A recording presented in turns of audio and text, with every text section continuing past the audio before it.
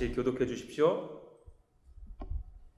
안식일에 예수께서 밀밭 사이로 지나가실새 그의 제자들이 길을 열며 이삭을 자르니 바리새인들이 예수께 말하여 저희가 모자란 안식일에 하지 못할 일을 하나이까. 예수께서 이르시되 다윗이 자기와 및 함께한 자들이 먹을 것이 없어 시장할 때에 한 일을 잃지 못하였느냐.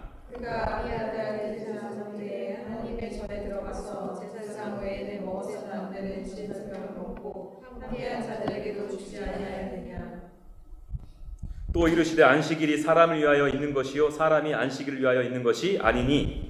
그러므로 인자는 안식일에도 주인이니라. 예수께서 다시 회당에 들어가시니 한쪽 손 마른 사람이 거기 있는지라. 사람들이 예수를 고발하려 하여 안식일에 그 사람을 고치시는가 주시옵이거늘. 예수께서 손 마른 사람에게 이르시되 한가운데 일어서라 하시고 그들에게 이르시되 안식일에 선을 행하는 것과 악을 행하는 것, 생명을 구하는 것과 죽이는 것 어느 것이 옳으냐 하시니 그들이 잠잠하거늘. 그들의 마음이 완악함을 탄식하사 노하심으로 그들을 둘러보시고 그 사람에게 이르시되 내 손을 내밀라 하시니 내밀매 그 손이 회복되었더라. 바리새인들이 나아가서 곧 헤롯 왕과 함께 어떻게 하여 예수를 죽일까 의논하니라. 아멘. 저와 여러분들은 지난주에 세례 요한의 제자들과 또 바리새인의 제자들과 예수님과 함께 논쟁하는 모습을 살펴보았습니다. 무슨 논쟁이었죠? 바로 금식 논쟁. 우리는 지난주에 금식 논쟁을 통해서 예수님께서 저와 여러분들에게 원하시는 것이 무엇인지를 살펴보았어요. 마가복음의 저자 마가는요, 오늘 저와 여러분들을 또 다른 논쟁 속으로 끌어들이고 있습니다. 오늘 본문에 어떤 논쟁이 소개되고 있습니까? 바로 안식일 논쟁. 저와 여러분들이 읽은 것처럼 무려 한 번도 아니고 무려 두 번이나 연이어서 지금 마가는 안식일 논쟁에 대해서 언급하고 있습니다. 그만큼 이 안식일이 갖는 의미가 크다는 것, 또 중요하다는 것을 의미하겠죠. 우리는 오늘 이 두 가지 사건을 함께 생각하면서 안식일에 대해 생각해 보려고 합니다. 바라기는 이 말씀을 통해서 저와 여러분들에게 참된 안식, 이 안식일이 무엇인지 깨달아지는 역사가 있어지기를 간절히 소망합니다. 자, 그럼 오늘 그 바람으로 이 안식일의 논쟁 속으로 한번 들어가 볼게요. 안식일의 논쟁은 어떤 일을 계기로 해서 촉발되었습니까? 시작되었어요. 우리 23절 여러분들이 한 목소리를 읽어주시겠습니까? 시작. 안식일에 예수께서 밀밭 사이로 지나가실새 그의 제자들이 길을 열며 이삭을 자르니. 여러분, 이 23절 말씀만 보면요, 제자들이 안식일을 지켰다라는 특별한 혐의점을 찾을 수가 없어요. 찾기가 쉽지 않습니다. 그렇지 않습니까? 밀밭 사이로 간 것이 무슨 죄예요? 그리고 밀밭을 지나가면서 길을 연 것이 무슨 잘못입니까? 그렇지 않아요? 그런데 이 내용을 잘 이해를 하려면 동일한 사건을 다루고 있는 다른 복음서를 조금 살펴봐야 되는데요. 마태복음 12장 1절에 보면 제자들이 배가 고파서 이삭을 잘라 먹었다라는 언급이 있어요. 또 누가복음에서는 조금 더 자세하게 설명하고 있는데 이삭을 잘라 손으로 비벼서 먹었다라고 표현하고 있습니다. 그러니까 다시 한번 이 말씀을 종합해 보면요, 제자들이 안식일에 밀밭을 지나갔어요. 뭐 하면서? 이삭을 잘라서 비벼서 먹으면서 지나갔음을 알 수가 있어요. 바리새인들은요, 지금 이 모습을 보고 예수님의 제자들이 안식일을 어겼다라고 지금 논쟁을 벌고 있는 것입니다. 안식일에 대해서 성경에서는요, 여러 군데에서 언급하고 있는데요, 그 중에서 저와 여러분들이 신명기 5장 12절에서 15절까지의 말씀을 한번 읽어봤으면 좋겠어요. 한번 읽어볼게요. 시작.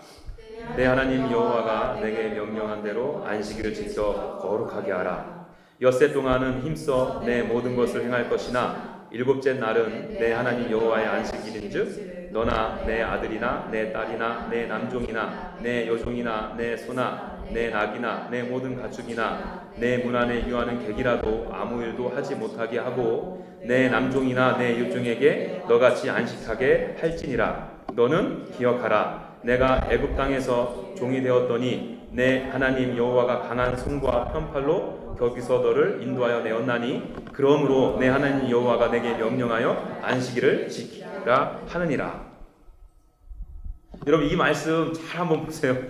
여기도 잘 보면요, 예수님의 제자들이 안식일을 어겼다라는 것을 뒷받침하는 뚜렷한 근거가 보이지 않습니다.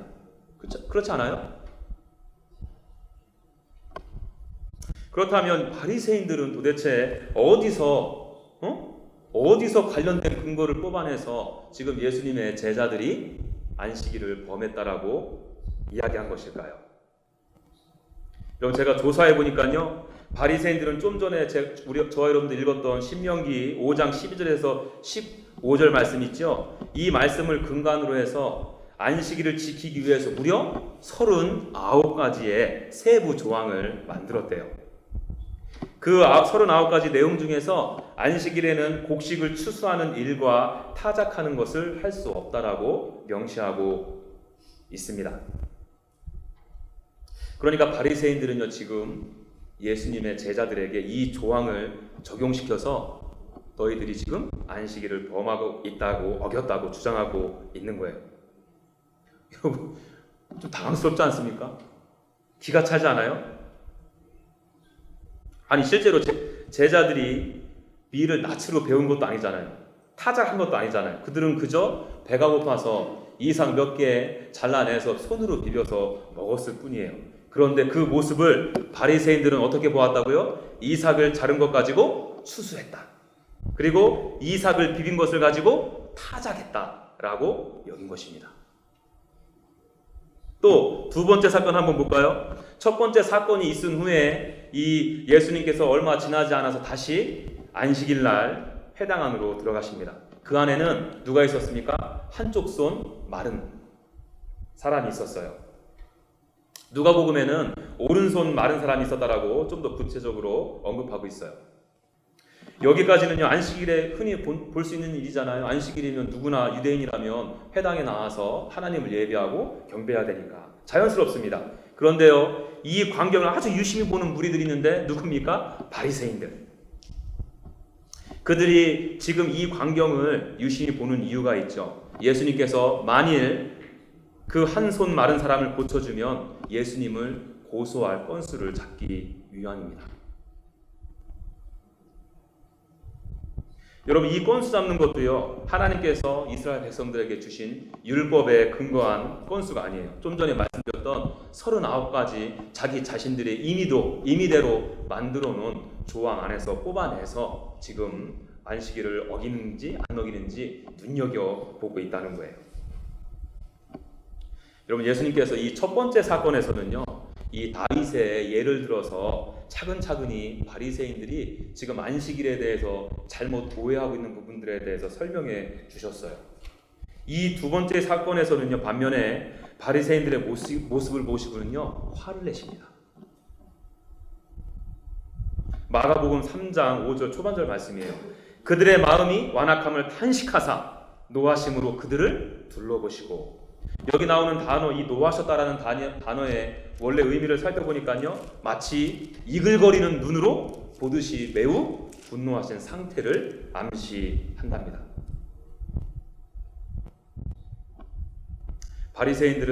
예수님은 바리새인들의 그런 완악한 모습을 보고서 몹시 분노하신 것입니다. 몹시 화가 나신 거예요. 아니 여러분 생각해 보세요. 얼마나 배고팠으면 지나가다가 밀을 잘라서 비벼서 먹었겠습니까? 그것 가지고 추수했다고 타작했다고 확대 해석하는 바리새인들의 모습을 보시면서 화가 난 거예요. 또 그 한평생 한쪽 손이 말라가지고 장애를 안고 가는 그 사람을 보면서 고쳐줄 건지 말 것인지 그것을 예의주시하는 바리새인들의 모습을 보면서 속된 말로 뚜껑이 열리신 거예요. 어떻게 안식일의 의미를 몰라도 이렇게 모를 수가 있느냐는 거죠. 바리새인들은 율법을 넘어서서 자신들이 만들어 놓은 조항들 때문에 정작 하나님께서 제정해 주신 안식일의 규정을, 그 규정의 참된 의미를 알지 못하고 있었습니다. 참으로 안타까운 일이죠. 그렇다면 여러분, 성경에서 말하는 이 안식일의 의미, 안식일을 지키는 것은 무엇을 의미하는 것일까? 이 내용을 살펴보기 위해서 두 군데를 살펴보고 싶은데, 하나는 창세기에서, 다른 하나는 좀 전에 살폈던 신명기 말씀을 가지고 한번 생각해 보려고 합니다. 첫 번째요, 창세기에서 말씀하신 이 안식일의 의미에 대해서 강조하고 있는 것이 무엇인지 한번 볼게요. 창세기 2장 2절에서 3절을 보면요, 안식일의 기원이 어떻게 되는지 알 수 있는데 한번 같이 읽어볼게요. 창세기 2장 2절에서 3절 시작. 하나님이 그가 하시던 일을 일곱째 날에 마치시니 그가 하시던 모든 일을 그치고 일곱째 날에 안식하니라. 하나님이 그 일곱째 날을 복되게 하사 거룩하게 하셨으니 이는 하나님이 그 창조하시며 만드시던 모든 일을 마치시고 그날에 안식하셨음이니라. 이 말씀 보니까 하나님께서 천지를 창조하시고 다 완성하시고 다 이루었다 하시고 쉼을 가지십니다. 하나님께서 손수 지으신 온 우주 만물을 보시고 무척이나 흡족하셨어요. 그리고선 쉼을 가지시죠. 그런데요, 제가 주목하게 된 것이 뭐냐면요, 하나님께서 인간을 지으신 날입니다. 여러분, 하나님께서 인간을 지은 날짜가 날이 언제 며칠째 지으셨습니까? 첫날? 둘째 날? 네. 6일째. 제가 알기로는 6일째 되는 날에 하나님께서 인간을 창조하셨죠. 그리고 나서 안식하신 거예요. 여러분, 이것을요, 하나님의 관점이 아닌 우리 인간의 입장에서 보았으면 좋겠어요. 여러분, 인간이 창조되고 나서 맨 첫날 한 것이 무엇입니까? 하나님과 함께 안식. 어떤 활동도, 어떠한 시작도 하기 전에 창조주 하나님과 얼굴과 얼굴을 맞대고 교제한 거예요. 하나님의 임재 안에 하나님의 그 풍성하신 사랑과 은혜를 받아 누린 것입니다. 그 안에서 참된 안식을 한 것이죠. 그러니 그 안에 참다운 쉼과 평안이 있었겠죠. 그렇지 않겠습니까?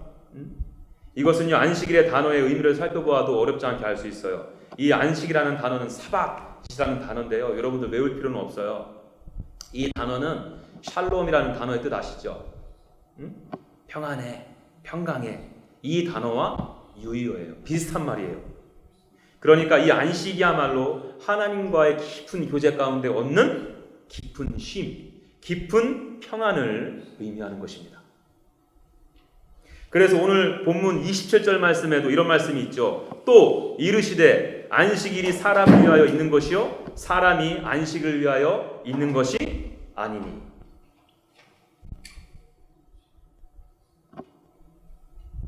창세기 2장 2절에서 3절에서 나온 안식일의 의미 개념 조금 이제 잡히시죠? 자, 이번에는요, 신명기에서 나타난 안식일의 의미에 대해서 생각해 보겠습니다. 좀 전에 저와 여러분들 읽었던 신명기 5장 12절에서 15절 말씀에도 안식일이 언급되어 있었죠. 이 말씀 안에도 창세기에서 언급되었던 안식일에 대한 의미가 똑같이 담겨져 있는데 보다 구체적이에요. 왜지요? 이 신명기 말씀을 받는 이스라엘 백성들은 그때 상황이 어떠했습니까?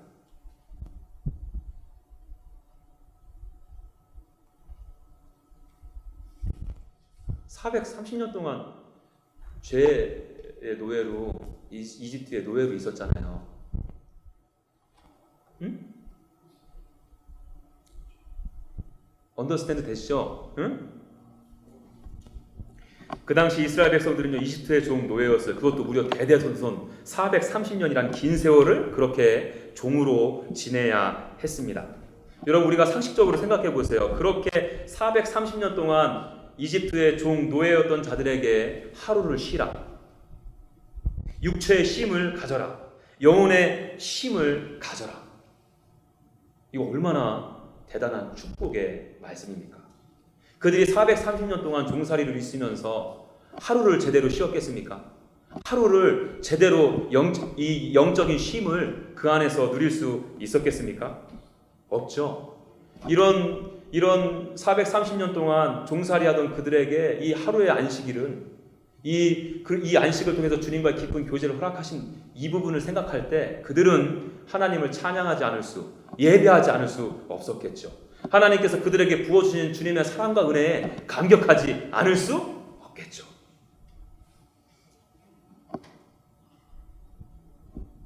여러분, 창세기에 언급되었던 안식일의 명령과 신명기에 언급되었던 안식일의 규례를 잘 생각해 보십시오. 이 내용들을 종합해 볼 때 진정한 안식일의 의미는 무엇입니까? 여러분, 내가 무엇을 해서 지켜지는 것이 아니에요. 내가 어떤 행위를 통해서 그 안식일이 지켜지는 것이 아닙니다.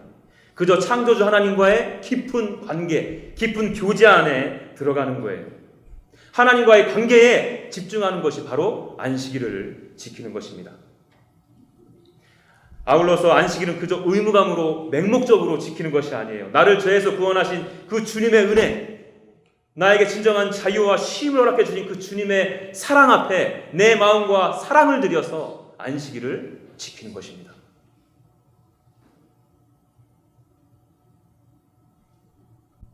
오늘 본문 이 두 사건 속에서 보여지는 바리새인들이 만일 하나님과의 이런 관계 가운데 있었다면, 안식일을 제대로 누리고 있었다면 밀밭을 지나가다가 밀을 비벼 먹은 것을 보고 정죄할 수 있었을까요? 그들에게 진정한 안식을 허락하신 하나님의 사랑과 은혜에 감격하고 있다면 한편 손 마른 사람을 보았을 때 마냥 가만히 있을 수만 있었을까? 오히려 자신들이 고쳐주지 못함을 애통해하면서 예수님께 이 영혼 고쳐달라고 간절히 매달렸겠죠. 그런데 바리새인들을 보십시오. 그들에게는 하나님의 사랑과 자비와 긍휼이 없어요. 그들에게는 이웃을 향한 애통함이 없습니다. 왜죠? 그 안에 하나님과의 관계도 없으니까, 어떠한 관계도 없으니까요. 하나님의 놀라운 사랑과 은혜를 경험하지 못했으니까요. 여러분, 우리는 여기서 마가가 안식일 논쟁, 그것도 2번이나 우리에게 소개하는 이유를, 그 의도를 무엇인지 깨달을 수 있습니다. 그것이 뭔가 하면요, 종교인들은 자신의 능력과 힘으로 자신의 신앙을 증명하려 든다는 거예요. 마치 하나님의 나라를 저 높은 곳에 산을 올라가 정복하는 것으로 오해하고 있음을 보여주고 있는 것입니다. 그것은 복음이 아니라 종교입니다. 종교 생활하신 분들은 자신들만의 39가지의 규정이 있죠. 일단 기본적으로 11조를 해야 되겠죠. 주일 성수는 주일에 교회 빠짐없이 나가야 되겠고요. 여기다가 조금 더 열심히 있는 분들은 어떻게 합니까? 성가대. 거기다가 가끔 금식까지 하고 새벽 기도까지 하면 이건 영락없는 크리스찬이지. 신앙심 좋은 신앙인이죠. 더 나아가 구원 얻은 사람이 되는 것입니다. 그런데요, 이것은요, 스스로를 속이는 거예요. 이것이 바로 율법주의입니다. 나의 어떤 행위를 통해서 내가 만들어 놓은 39가지의 조항을 잘 지킬 때 내가 구원을 얻고 내 안에 믿음의 성숙이 있다라고 착각하는 것이, 이것이 바로 율법주의의 한계입니다. 여러분, 율법주의란요, 내가 율법을 지킴으로 하나님의 하나님의 자녀가 되는 것이고 하나님의 나라를 소유할 수 있다라고 착각하는 행위입니다. 이 율법주의야말로 여러분들 스스로를 속박하는 거예요. 이 행위들은 나를 자유하게 하지 못합니다. 나에게 참다운 안식과 평강을 허락해주지 않습니다. 내 영혼은 오히려 더 피폐해지고 멍들어갈 거예요. 더욱더 무거운 짐을 내가 지고 이 땅 가운데 살아갈 수밖에 없게 될 것입니다. 근데 너무나도 제가 안타까운 것은요, 이렇게 종교생활 하시는 분들이 교회 안에 너무나도 많이 있다는 거예요. 저는 이게 제일 무섭습니다. 왜 그런지 아세요? 차라리 나는 종교가 없다라고 생각하시는 분들이 훨씬 나는 다른 종교를 갖고 있다라고 갖고 있으니까 예수님 안 믿는다고 고백하는 것이 훨씬 좋습니다. 그런데 교회 안에 있으면서 종교생활 하시는 분들은 진짜 중증이에요. 자기 자신들이 종교생활 하는지도 모르는지 하나님을 믿는다라고 착각하는 경우가 너무나도 많기 때문에, 그게 아니라고 말해도 몰라요. 여러 가지 종교 행위를 통해서 하나님을 믿고 있다라고 착각하는 경우가 너무나도 많다는 것입니다. 하나님과 인격적인 교제는 아무것도 없이. 집사님, 최근에 말씀을 통해서 하나님 경험하신 거 있으세요? 대답 못해요. 그 말씀 안에서 허락하신 그 명령하신 그 말씀 앞에 순종해 보신 적 있으세요? 하나님께서 어떻게 그 삶을 통해서 역사하신 경험이 있으세요? 대답 못해. 왜? 그들에게는 종교 생활이니까요. 그 안에 하나님과 어떠한 관계도 없으니까요.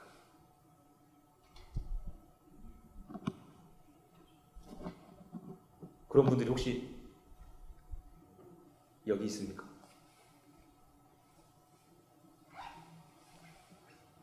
그런 의미에서 여러분, 저는 복음이 강력하게 선포되어야 될 곳이 바로 여러분들이 다니는 교회, 그리고 이 모임도 당연하고요.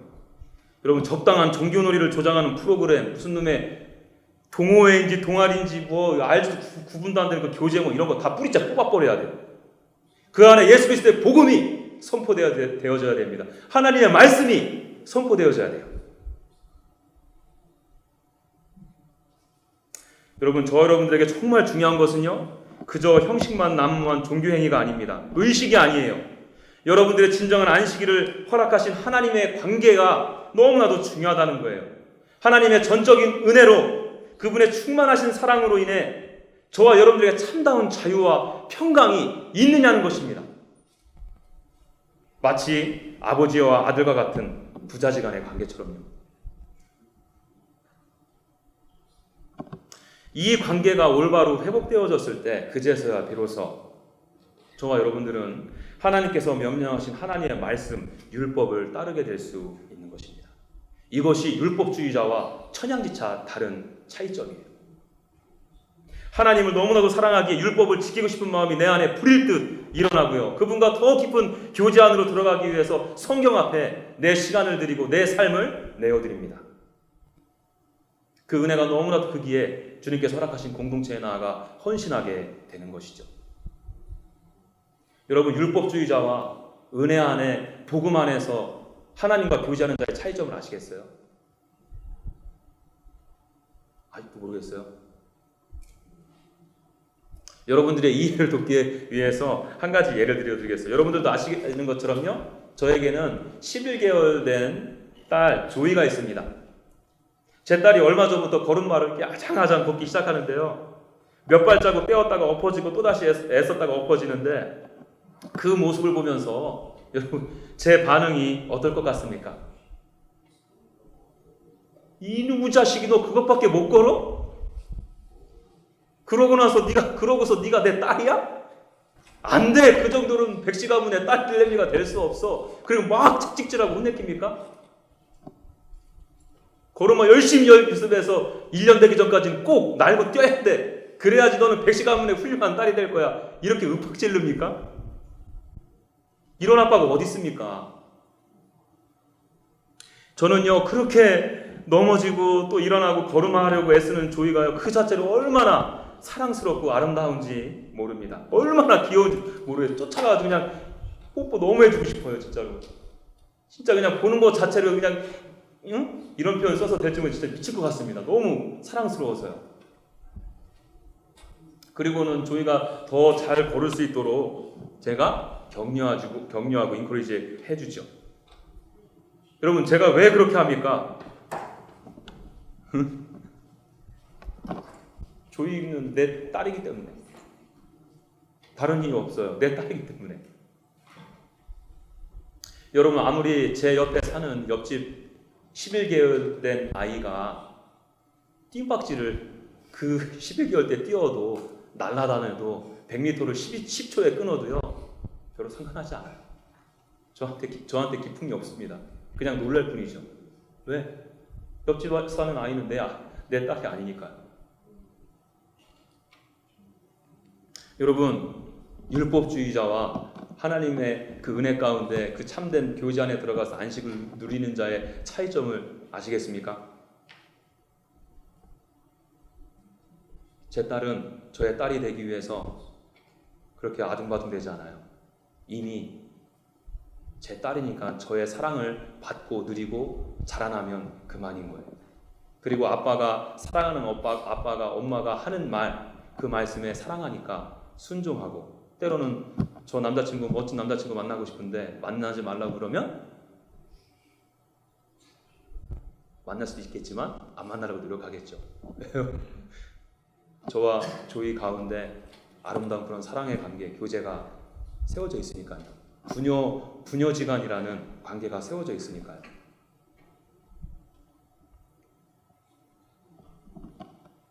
여러분들은 이처럼 저와 제 조이와의 관계처럼 하나님과 여러분들 관계 가운데 있으면서 딸이라는, 아들이라는 관계가 세워져 있으세요? 그리고 그분 안에서 그분의 사랑을 받아 누리고 그분께서 부어주신 그 평안을, 깊은 안식을 받아 누리세요?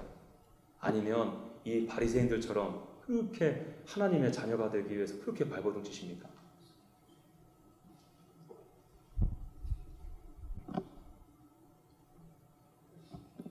거듭 말씀드리지만 여러분, 이 문턱을요 빨리 넘으셔야 돼요. 이 문턱이 생각보다 높으신 분들이 많이 있어요. 여러분 죄송하지만 이 문턱을 넘지 못하면 참다운 하나님의 나라는 나에게 있을 수 없습니다. 참다운 안식과 평안은 내 안에 있을 수 없어요. 영원한 하나님의 나라는 내 안에 소유되어질 수 없습니다. 그렇다면 여러분, 우리는 이제 마지막 막바지 질문에 다다르게 됩니다. 그렇다면 어떻게 해야지 내가 하나님과 그런 관계가 세워질 수 있을까? 어떻게 하면 그 관계 회복으로 인해서 내 안에 참다운 회복과 안식이 있을 수 있을까? 그것은요, 예수님께서 바리새인들에게 하신 말씀을 보면 명확하게 알 수 있어요. 우리 다 같이 28절 말씀 읽어보겠습니다. 시작. 수고하고 무거운 짐 진 자들아 다 내게로 오라 내가 너희를 쉬게 하리라. 이거 아닌데. 28절 말씀이요. 이러므로 인자는 안식일에도 주인이라. 또 누가복음 6장 5절 말씀에 또 이르시되 인자는 안식일의 주인이니라. 여러분 좀 전에 읽었던 그 말씀은 좀 뒤로 생각하고요. 요거에 포커스 해주세요. 다시 한번 뭐라고요? 인자는 안식일에도 주인이라. 또 이르시되 인자는 안식일의 주인이니라. 여기서 이 말씀에서 인자는 누구를 가리킵니까? 바로 예수님. 복음이신 예수님이 바로 안식일의 주인이라고 선언하고 계십니다. 그러므로 내 안에 참다운 하나님과의 관계가 회복되어지고 내 안에 참다운 평강이 있어지기 위해서 필요한 것이 뭐라고요? 바로 복음이신 예수 그리스도. 그런데 여러분, 오늘 본문에 나오는 바리새인들을 좀 볼까요? 그들은 예수님께로 나오지 못해 오히려 예수님을 거부합니다. 아니, 정확하게 이야기하면 예수님을 죽이려고 작당 모임을 갖습니다. 6절 볼까요? 바리새인들이 나아가서 곧 헤롯 당과 함께 어떻게 하여 예수를 죽일까 의논하니라. 여러분, 저는 이 말씀을 연구하다가 한 가지 흥미로운 사건을 발견했는데요. 바리새인들이 예수님을 지금 죽이려고 의논한 부류가 누구입니까? 바로 헤롯 당원들. 여러분, 이 헤롯 당은 이름에서도 알 수 있듯이 헤롯 왕을 지지하는 세력이었습니다. 이 헤롯 왕은요, 기회를 틈타서 로마의 손을 빌려 이스라엘의 왕이 되었던 왕이에요. 당시에 로마는 자기 자신들이 정복했던 나라마다 통치자를 세우고요, 그 나라의 그리스, 헬라어 문화를 주의시켰습니다. 로마의 앞잡이였던 헤롯은 어떠한 정책을 지지했겠습니까? 당연히 친로마 정책을 지지했겠죠. 그쵸? 응? 헤롯이 친로마니까, 그리고 헤롯을 지지하는 당원들이니까 당연히 친로마 정책을 선호하고 그리고 지지했습니다. 반대로요, 이스라엘은요, 이런 헬라 문화의 침투를 극도로 경계했어요. 당시에 유일신을 믿던 유대신앙을 지키기 위한 몸부림이었습니다. 이런 보수적인 성향을 띠고 몸부림쳤던 운동이 바로 바리새파 운동이에요.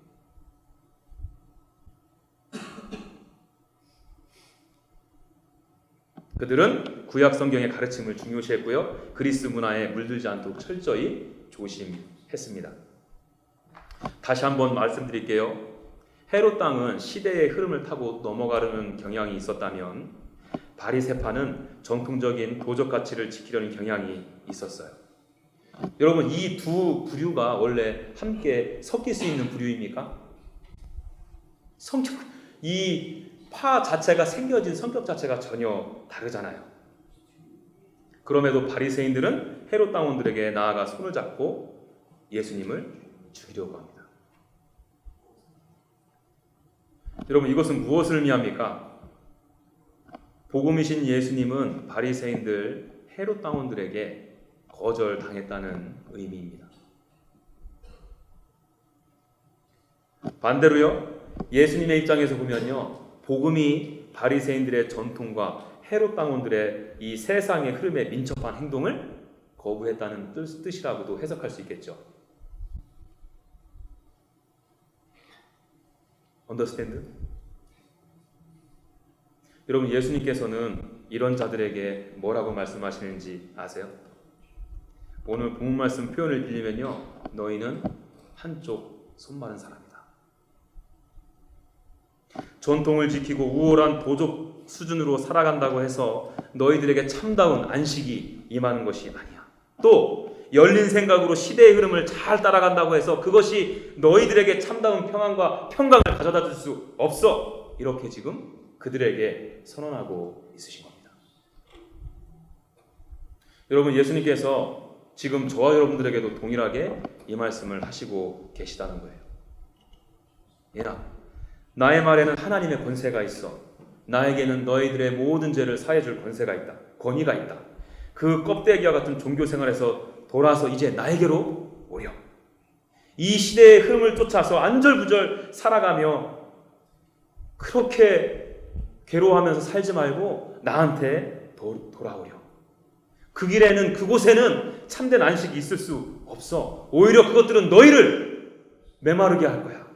오른손 한쪽 메마른 사처럼. 여러분, 여러분들은 어떠한 선택을 하시겠습니까?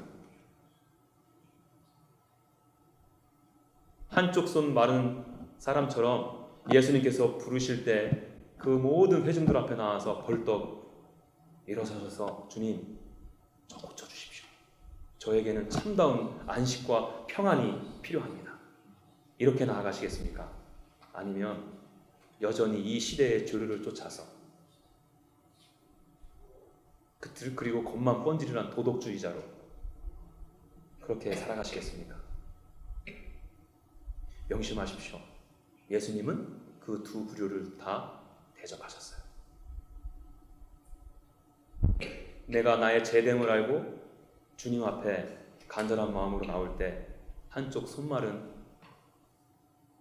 장애가 나아진 것처럼, 주님, 저는 죄인입니다. 저에게는 주님의 참다운 평안과 안식이 필요합니다. 이러한 간절함으로 나오는 자들에게 하나님의 안식이 주어지는 놀라운 역사가 일어나게 될 것입니다.